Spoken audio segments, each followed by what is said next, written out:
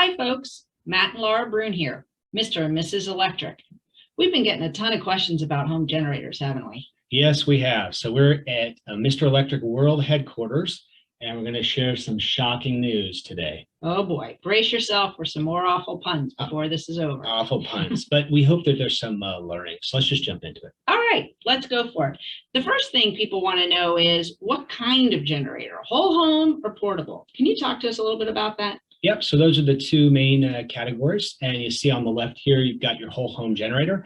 Guess what? It's designed to power your whole home. Imagine that. Which is great, right? It's a lot of value in that. It's going to be hardwired to your gas or whatever your fuel source is, and it's designed to be there. Now, so that's the benefit. That some of the pros and cons, it's fixed, it's stationary. When you move, it doesn't go with you, right? When you go camping, it doesn't go with you. If you're having a picnic, it doesn't go with you, right? I get it. And it's pricey, right? It's a big investment.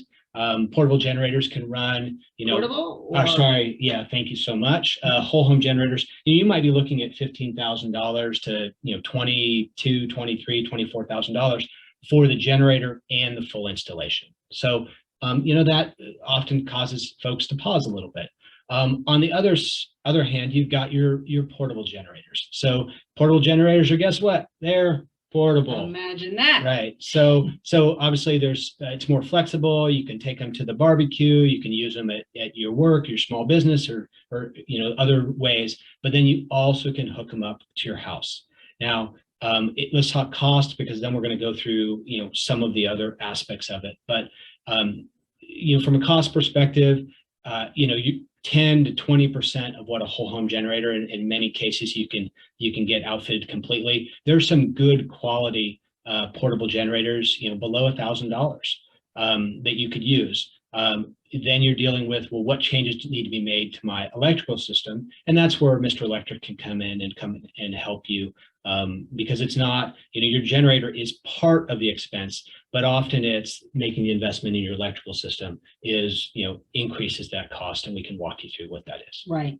And if you have what people call a camping generator, can you use that or not? Yeah, great point. No, not really. And what I mean by that, or what I think, Laura, you're getting at is, if you've got a really small generator, you bought it for $300, $400, it comes with 110 power. That's not enough to power, any major appliances in your home. And so, yeah, that's not what we're talking about here. Now, the other thing I'd mention with generators, though, is that there are different fuel sources. Most folks find it's, advisable to, something with different types of fuel. So, generators, maybe they offer a gas, but they have a propane backup, or maybe they're gas, diesel, and propane. That gives you additional flexibility if you're thinking about it as a generator for emergency use. Right. So if you want to have a generator for the next snowmageddon, having more than one potential fuel source could come in handy. Absolutely. Yeah, absolutely. Well, given that we understand a little better a whole home versus portable, I know I'm thinking more portable for us. What do we need to do in terms of figuring out what a portable generator could run at our house? Yeah, so and let's do that. And also know that as Mr. Electric, we don't do whole home generators. We focus on the portable. So this is where our expertise comes in a little bit more. And so let's walk through that. So we've got to size, what size generator do we need? And, a lot of times we call some customers, they've already gone and purchased a generator and they're in good shape. This part is for those who maybe haven't purchased a generator yet, or trying to think about how to figure out even the generator they bought, what might be able to power my home. So really what you need to do is you have to figure out how much power it puts out, right? And when we think power here, we think about wattage. And we'll flip up a slide here. And essentially what we need to do is we need to figure out, what is it that we want to power? Do we want to power a space heater? Do we want to power lights? Do we want to power a hot water heater? Do we want to power a microwave? What is it? Knowing that your portable generators, in most cases, almost all, aren't going to be able to power everything in your home. And so what we have up here on the screen on the left-hand side is just some, you can find in different places, they'll give approximate ratings of your appliances. The best thing to do is identify what things you might want to have on and go to the appliance rating and read right off of it what kind of running watts does it require? And then there's this surge watt thing. And what does that mean? So on the right-hand side, we have an example customer. This customer wants to power their fridge, their freezer. They don't want their goods thawing out if the power goes out. They want to have some lights on. They want to have a space heater, electric water heater, cell phone charger.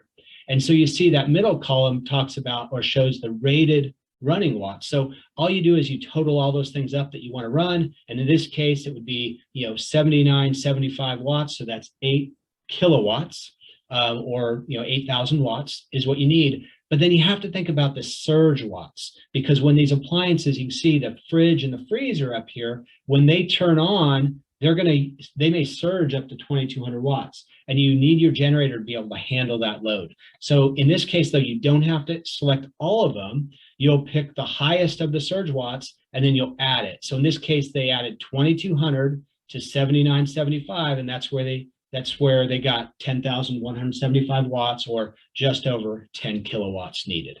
And that's how they would size their generator. So it sounds like there's some serious budgeting and maybe even household negotiation to go on here. Yeah. I'm just thinking about our house. I'm thinking I'm probably not going to be doing laundry in the middle of a snowstorm, because there's probably something I'd more like to have, like the fridge and freezer, not thaw out. And I just have to be really thoughtful about my plan so that I can power the things I want to power, and just let go of the ones that I'm not going to be using during the storm. Yeah, and I'm glad you brought that example, and I'll take on the one. The type of appliance matters. So let's say I have a clothes dryer. If it's a gas-powered dryer, guess what? It doesn't require very much electricity, and I might be able to do it. If it requires electric, then wow, that thing's a killer. It's that's going to be thousands of watts needed for that. The same goes for your heat. If you have gas heat, then you're just using electricity to push that, say, central air, that heated air throughout your home, and then that's doable. But if you're relying on electrical heat to power your whole home, then guess what? It's the electrical demand is very, very large. So you have to understand your own system to figure out what's doable and plausible. Got it. But there are solutions, right? You could say, I have electric heat, so instead I'm going to go with 2 space heaters in these 2 rooms or something like that. Yep. And I think once you understand that there's some limitations and you recognize, hey, there's some trade-offs that I can make real time and I can do this, then we at Mr. Electric can, send out an expert, a licensed electrician who can help you do these calculations and figure out, hey, exactly how you would operate it, as long as you get in the ballpark. We're just trying to set your expectations and not have you go by the $300 generator thinking you're going to power your whole home, because it's not going to happen. That wouldn't be good. Nope. And then it would be shocking. Of course. Yeah. Geez. Okay. Next. Make it stop. All right. So I know, Laura, you're going to ask what's the ecosystem around this, and we'll just walk through it real quickly. So we've covered the generator in detail. Here's the generator. We're going to have that. Notice on that generator, that generator is going to have a 30 amp or a 50 amp plug, and it's going to be that 220 volt generator. Obviously, 50 amps is bigger than 30 amps, and so that's your bigger size. But you'll want to pay attention to what kind of plugs or receptacles, outputs they have on the generator. Then you're going to need a cord, and you need a cord that, where are you going to install the generator? How long does that cord need to buy? Amazon, there is a great source for cords once you figure out how long a cord you need. So after consulting with an electrician, figuring out where you're going to install your receptacle, which is your inlet box. So your cord is going to run from your generator to your inlet box. That's how it's going to get to your home. And that's where our electricians are going to install that for you and help you with that, run all the wiring, etc. But then you also need to have, your electrical system needs to be in good shape. And there are a couple of things you need to have in order to be able to hook up this portable generator to your home. And it really starts with the outdoor panel, the main panel. In your panel, you want to have a main breaker. So if you don't have one, that's something we can potentially add, or in some cases, your panel needs to be upgraded in order to go and handle it. And you also have to have space, because that generator, when it hooks into your panel, is actually going to run through a breaker to protect your system. And so you need to have a main breaker. You need to have space to add an additional 2-pole breaker to run that generator. And your your panel needs to be in good shape. It's not going to do anybody any good to try to hook up power to an obsolete panel or to a panel that's unsafe. And so your electrical system needs to be in good shape as well. And the last thing, of course, is this interlock plate, but we haven't talked at all about this. What it is it's a mechanical plate that that essentially ensures that either your main breaker is going to be on and you're connected to utility power, or your main breaker is off, in which case you can connect to generator power, because you can't ever be connected to both at the same time. It's a huge safety hazard. It's a huge hazard. It's not legal. It's not safe, and that's one of the reasons you need a licensed electrician to come install this important piece of equipment. So that's the ecosystem, but I probably missed something.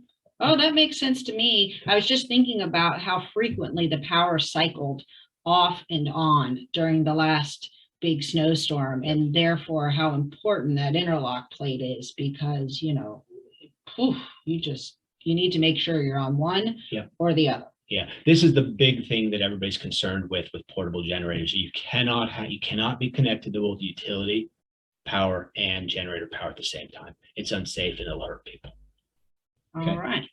Great. Making progress. Yeah, so that's the ecosystem. And then there are some things that we recommend and some considerations, and we'll cover those here quickly. Yeah, and there are more that we can go over if we come to your house, but these are kind of the big three we thought we'd touch on, right? Yep, absolutely. So noise, generators produce noise. So we need to be thoughtful about where that generator is going to be stored, because operating, where's it going to be? Depending on your lot, if your desired location is right next to your neighbor's house or window, they might not appreciate it as much as you appreciate the loud hum of energy being pumped into your house. And so you want to have, where does that come in? The length of your cord, where you're going to install inlet, your receptacle in your house to plug into, that kind of thing. The other thing here, though, and also from a location specific, super important, is this thing called carbon monoxide. And I'm sure all the viewers understand carbon monoxide is a silent, deadly killer. What you might be less familiar with is it's a pretty small molecule. And so it doesn't care about walls. It doesn't care about garage doors. It doesn't care about, a lot of these things. Insulation. And so, yeah, your generator, your portable generator needs to be installed at a safe location away from people. And just, throw it out there. If anybody's telling you, oh, just hook up your generator in your garage, leave your garage door open, let it run, go listen to somebody else. You go get advised by somebody else, because your generator, you want it in a safe location. I think the whole idea here is your power is on, you don't have to worry about it, you sleep, etc. You want to have carbon monoxide protection in your home, and you want that generator appropriately located so that's not a factor for you. Okay. And then the last thing is really an optional option that allows you to get more out of your generator and make sure that it's working appropriately for you. We provide watt meters to customers who are interested in it. What that does is allows you to monitor the budget that you're using. And so, and when you do that, you do two things. One, you make sure you're not overstressing your generator and then it's cutting out, right? And you can see, as you turn on each thing, what it is actually using, right?